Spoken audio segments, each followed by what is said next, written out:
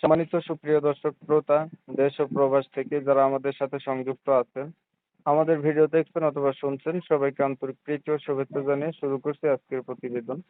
বন্ধুরা, আমার সাথে একটা সুইট মিষ্টি মেয়ে সংযুক্ত আছে।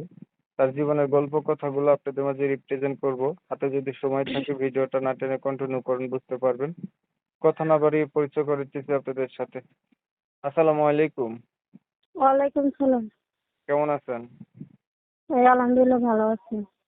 ভালো আছেন, ভালো থাকবেন, ভালো থাকাই কামনা করছি। তবে শুনতে চাচ্ছিলাম আপনার প্রতিবেদনে আসার কারণ কি ছিল, কেন আসছেন বলেন। আমি অনেক কষ্ট দুঃখ করে প্রতিবেদনে আসি। সুখে থাকলে কি আর প্রতিবেদনে আসতাম?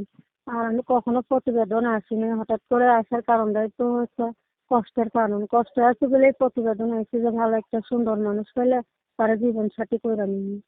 সে যেই রকমই হোক। ভালো একটা সুন্দর মানুষ পেলে তার জীবন সাথী করবেন, সে যেমনই হোক। হ্যাঁ, পরিবারে আছে কে কে আপনার?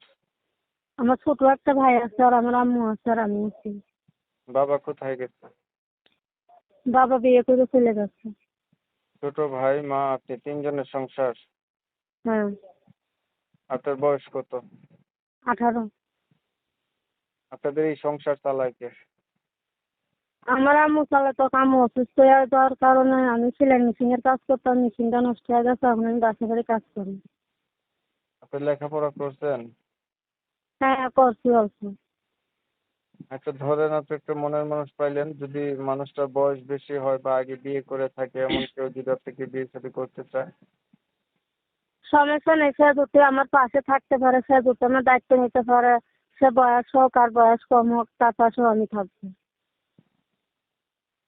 নামাজ পড়া হয়নি? হ্যাঁ, করি।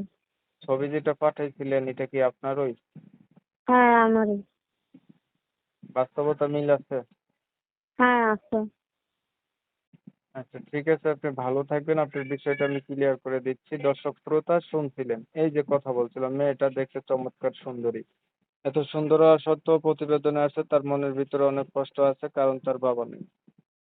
বিয়ে করে চলে গেছে, তাদের কোনো খোঁজ খবর নেয় না। তো হচ্ছে মাকে নিয়ে হচ্ছে থাকে, একটা ভাই আছে। মেয়েটা হচ্ছে সেলাই মেশিনের কাজটা জানে, মেশিন নষ্ট হয়ে গেছে, এখন মানুষের বাসায় কাজ করে।